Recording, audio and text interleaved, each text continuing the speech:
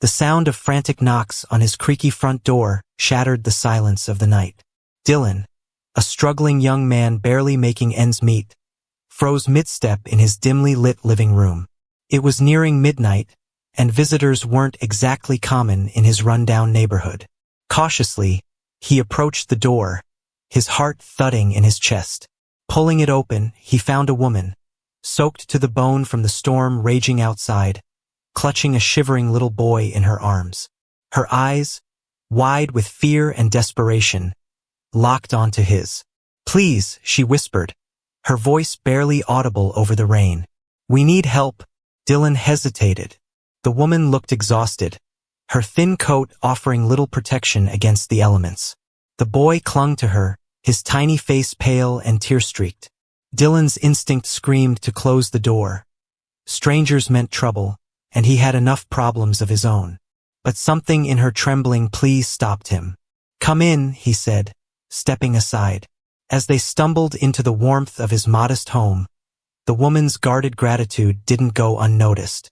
She introduced herself as Erin and her son as Jamie.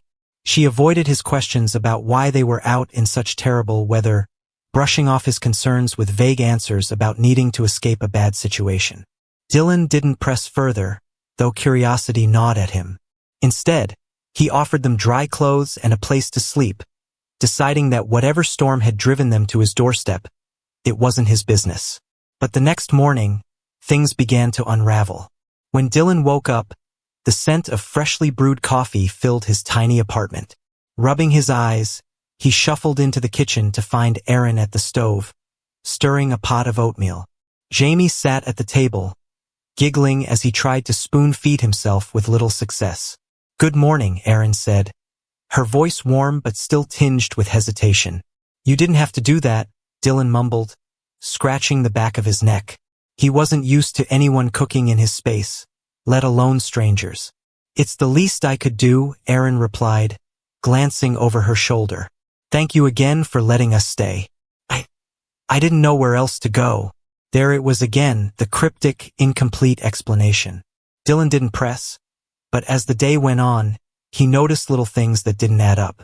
Erin's nervous glances out the window, the way she flinched at sudden noises, the bruises faintly visible on her wrist when her sleeve slipped up. It wasn't until that evening, after Jamie had fallen asleep on the couch, that Dylan found the courage to ask. "Erin, what's really going on?" he said, his voice soft but firm. "You don't just show up at a stranger's door in the middle of the night without a reason."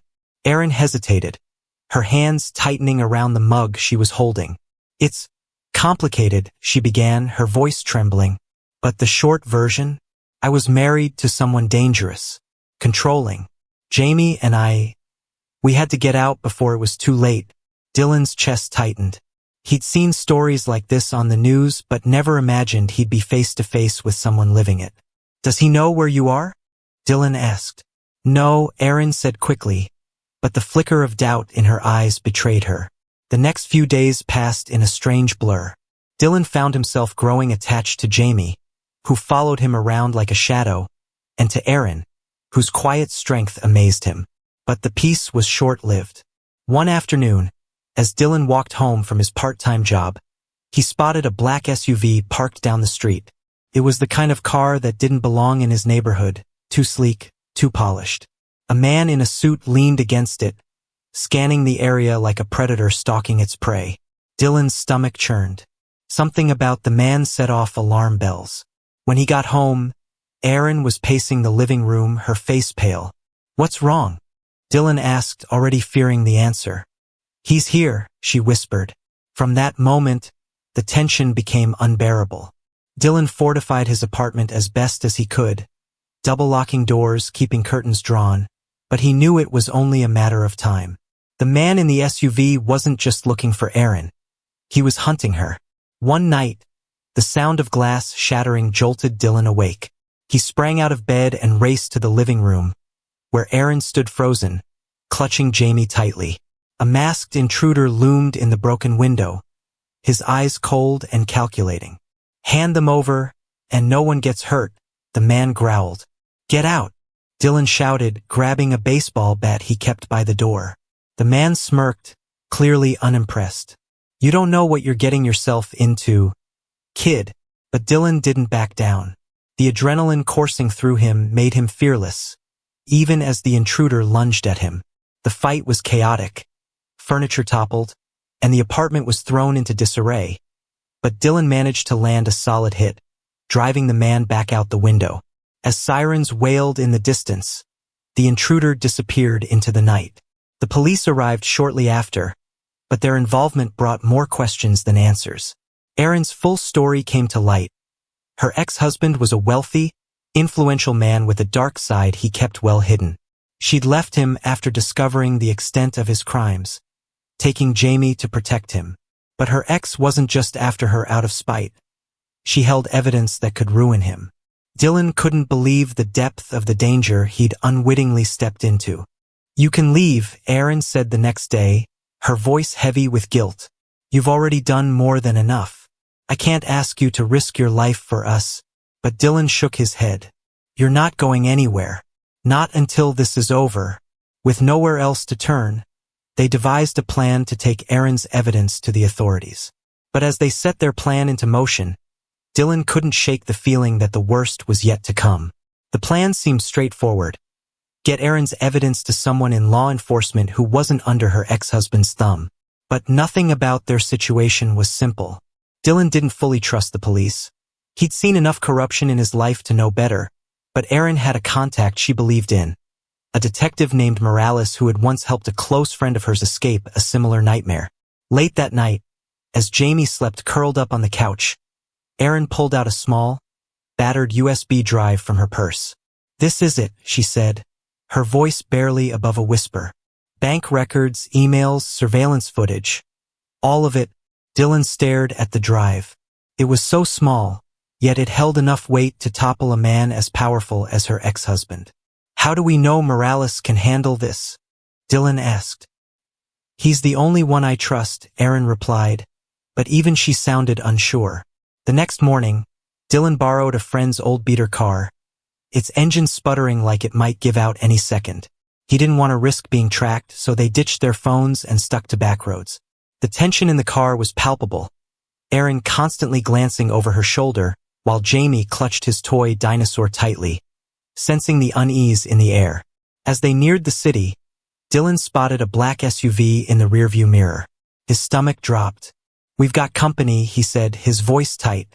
Erin twisted in her seat, her face paling as she recognized the vehicle.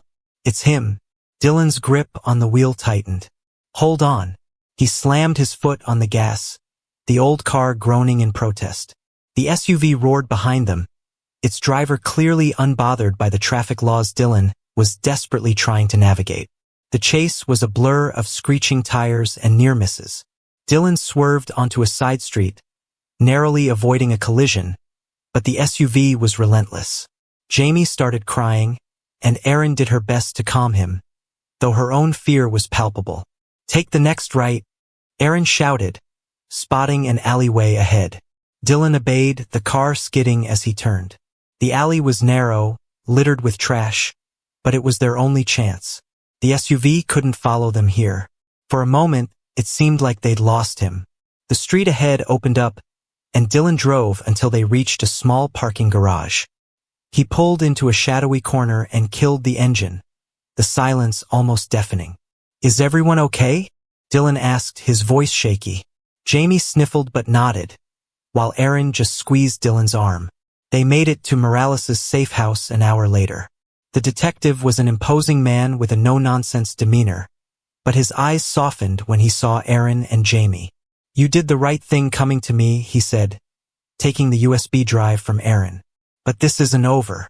If your ex knows you have this, he'll stop at nothing to get it back. We figured that out, Dylan muttered, his mind replaying the chase. Morales promised to keep them safe while he worked to expose Erin's ex. For a few days, they stayed holed up in the safe house, tension thick in the air. But the calm didn't last.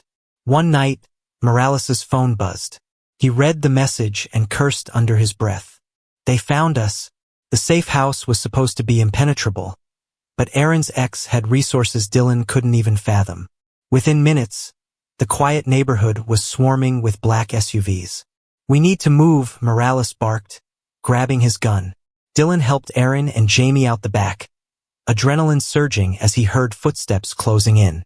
They made it to a second car Morales had stashed nearby, and Dylan took the wheel again.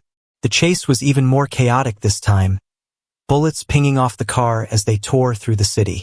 Morales returned fire from the passenger seat, his aim sharp, but the SUVs kept coming. "Where are we going?" Dylan shouted over the chaos. "To the station," Morales replied. "If we can get this drive into the system, his people won't be able to cover it up." They barely made it. The car skidded to a halt in front of the police station, smoke billowing from the engine. Morales ushered them inside, shouting orders to his colleagues. For hours, Aaron and Dylan sat in a small office while Morales worked. The station buzzed with activity, officers scrambling to handle the fallout of Aaron's revelations. Finally, Morales returned, his face grim but triumphant. "We've got him," he said. "The evidence is secure, and a warrant is out for his arrest." Aaron burst into tears, the weight of years of fear and uncertainty finally lifting. In the weeks that followed, Aaron's ex was arrested, his empire crumbling under the weight of his crimes. Dylan helped Aaron and Jamie start a new life, far away from the city where their nightmare had begun. It wasn't easy, but for the first time in years they felt safe. And for Dylan, who had spent so much of his life feeling lost and powerless, he found something he never expected: a purpose. The next few weeks after Aaron's ex-husband's arrest were supposed to be a reprieve, but life didn't ease up as much as Dylan had hoped. Aaron and Jamie stayed at a motel on the edge of town while Morales and the authorities tried to wrap up the loose ends of the case. Dylan stayed nearby, unable to abandon the people who had turned his life upside down, and, in a strange way, given it meaning. But Dylan's newfound sense of purpose wasn't without its challenges. His landlord wasn't thrilled about the damage to his apartment from the earlier break-in, and the repairs would cost more than Dylan could afford. Morales had promised compensation once the case resolved, but for now, Dylan had to pick up more shifts at his low-paying maintenance job just to stay afloat. One evening, after a grueling 12-hour day, Dylan stopped by the motel to check on Aaron and Jamie. As he approached the room, he could hear Jamie's laughter from inside. For a moment, it made him smile. He hadn't heard the boy laugh like that in weeks. When Aaron opened the door, she looked less tense than usual, though the dark circles under her eyes hadn't disappeared. "Come in," she said, stepping aside. "We were just finishing dinner." Dylan entered the small room, his heart warming at the sight of Jamie playing with a set of toy cars on the floor. "How was work?" Aaron asked as she handed Dylan a cup of coffee. "Long," he replied, sinking into the chair by the window. "But I'm managing." Aaron sat across from him, her hands wrapped around her own mug. For a moment, neither of them spoke. The silence was comfortable, but Dylan couldn't ignore the lingering tension in Aaron's posture. "They're not giving you trouble here, are they?" he asked. "No," Aaron said quickly, though her eyes flicked toward the window. "But I can't help feeling like it's not over, like he's still out there, waiting for the right moment." Dylan's jaw tightened. "He's in custody." Morales said they're building an airtight case against him. "I know," Aaron said, her voice barely above a whisper. "But men like him, they always have people. Loyal ones. Ones who'll do anything for the right price." The next day, Dylan's suspicions that Aaron's fears weren't unfounded were confirmed. As he left work, he noticed a man lingering near his building. A man who didn't fit in with the usual crowd of weary tenants and tired workers. The stranger was dressed too neatly, his gaze sharp as he pretended to check his phone. Dylan ducked around the corner and watched. The man seemed to be waiting for something, or someone. His heart pounded as he realized the man wasn't there by coincidence. Dylan quickly left through a back exit, taking a longer route to the motel. When he arrived, he found Aaron pacing the room, her phone in hand. She looked up as he entered, her face pale. "What's wrong?" Dylan asked, setting his bag down. "Morales called," Aaron said, her voice trembling. "The evidence we gave him, it's being challenged in court. He thinks someone's trying to get the case thrown out." Dylan felt his stomach sink. What does that mean? It means he could walk, Erin said, her eyes filling with tears. And if that happens, Dylan didn't need her to finish the sentence. That night, Dylan stayed at the motel with Erin and Jamie, too uneasy to leave them alone. As they tried to sleep, Dylan lay awake, listening to every creak and groan of the building. He couldn't shake the feeling that someone was watching them, waiting for the right moment to strike. Around 3 a.m., his instincts proved correct. A faint scraping noise came from the door. Dylan bolted upright, his heart racing. "Stay with Jamie," he whispered to Erin as he grabbed the closest thing to a weapon, a lamp from the nightstand. The door handle jiggled, and then the lock clicked. Dylan held his breath, his grip tightening on the lamp. The door creaked open, and a figure slipped inside, their movements deliberate and silent. Without thinking, Dylan swung the lamp, catching the intruder off guard. The man grunted in pain but quickly recovered, lunging at Dylan with a knife. They grappled in the dim light, the fight chaotic and brutal. Erin screamed, waking Jamie, who started crying. The noise seemed to throw the intruder off, giving Dylan the opening he needed to land a solid punch. The man stumbled back, and Dylan didn't hesitate. He grabbed Jamie and Erin and bolted out the door, not stopping until they reached the motel office. The police arrived minutes later, but by then, the intruder was gone. The attack only confirmed what Dylan and Erin had feared. Her ex-husband's reach extended far beyond a jail cell. Morales arranged for them to be moved to a safe house in another state, but the journey there was anything but smooth. The constant threat of being followed or ambushed kept them on edge, and every stranger they passed felt like a potential enemy. Dylan could see the toll it was taking on Erin. Her once strong resolve was beginning to crack, and Jamie's usual cheerfulness was replaced by a quiet, wary demeanor. But Dylan refused to give up. He promised himself he would see them through this no matter what it took. The drive to the new safe house was grueling. Dylan, Erin, and Jamie crammed into another borrowed car. This one an aging sedan with a shaky steering wheel and an air conditioner that wheezed more than it cooled. Morales had arranged for a series of checkpoints where trusted contacts would guide them, but each stop was fraught with unease. As Dylan drove, the miles stretching endlessly ahead, Jamie dozed off in the back seat. Erin sat rigid in the passenger seat, her eyes constantly scanning the horizon. "You should rest," Dylan said gently. "I can't," Erin whispered, her voice tight. "Every time I close my eyes, I see him, or his men. They're always there, waiting to take Jamie." Dylan gripped the wheel tighter. "They won't. Not while I'm here." Erin turned to him, her expression softening. "Why are you doing this, Dylan? You could have walked away, should have walked away. But you didn't." "Why?" Dylan hesitated. He didn't have a neat answer.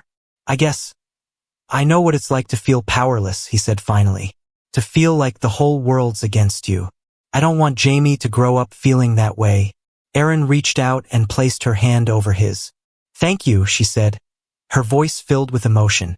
Their next checkpoint was a secluded diner off a deserted highway. The contact, a woman named Susan, was waiting for them in a corner booth, her hair tucked under a baseball cap. She gave them a quick nod as they slid into the seats across from her. "I've got your next steps mapped out," Susan said, sliding a folded map across the table. "But you need to move fast. There's chatter that they're closing in." Erin paled. "How close?" "Close enough," Susan said grimly. "I suggest you don't stick around here long." As they left the diner, Dylan couldn't shake the feeling that they were being watched. The parking lot was empty except for a rusty truck and a lone sedan. But something felt off. "Get in the car," he said, his voice low and urgent. "What is it?" Erin asked, her eyes darting around. "Just get in," Dylan insisted. The moment they were back in the car, Dylan started the engine and pulled onto the road. In the rearview mirror, the lone sedan rumbled to life, its headlights snapping on. "They're following us," Dylan muttered. The pursuit quickly escalated. Dylan pushed the old sedan to its limits, the engine roaring as he sped down the empty highway. The pursuing car kept pace, its driver clearly skilled. "Jamie, keep your head down," Dylan shouted as the first bullet shattered the back window. Erin screamed, pulling Jamie into her arms and shielding him with her body. Dylan swerved, narrowly avoiding another volley of gunfire. Up ahead, the highway forked, one path leading to a wooded area. Without hesitation, Dylan veered onto the forest road, hoping the rough terrain would slow their pursuers. The car jolted violently as it hit the uneven dirt path, but the pursuing vehicle stayed close, its headlights bouncing wildly in the darkness. Dylan spotted a narrow trail veering off to the left and took it, the trees closing in around them like a tunnel. Finally, the sound of the pursuing car faded, swallowed by the dense forest. Dylan brought the car to a screeching halt and killed the engine, his chest heaving as he tried to catch his breath. "Is everyone okay?" he asked, turning to look at Aaron and Jamie. "We're fine," Aaron said, though her voice shook. Jamie nodded, his eyes wide with fear but otherwise unharmed. "We need to keep moving," Aaron said. "They'll be back." The safe house was less of a house and more of a dilapidated cabin deep in the woods. Morales had warned them it wasn't much, but it was secure. Dylan wasn't convinced. It looked like a stiff breeze could knock it over, but it would have to do. Inside, Dylan barricaded the doors and windows as best as he could while Aaron tried to comfort Jamie. The tension was suffocating, every creak of the old cabin setting them on edge. Hours turned into days, the isolation gnawing at their nerves. Morales occasionally checked in through a secure line, assuring them that progress was being made, but it wasn't enough to dispel their fear. And then, one night, the inevitable happened. Dylan was jolted awake by the sound of footsteps outside. He grabbed the hunting rifle Morales had left with them and moved to the window, peering into the darkness. Shadows shifted between the trees, and then a flashlight beam swept across the cabin. "They're here," Dylan whispered, his voice shaking. Aaron clutched Jamie tightly, her eyes wide with terror. "Stay in the bedroom," Dylan instructed. "Don't come out until I say it's safe."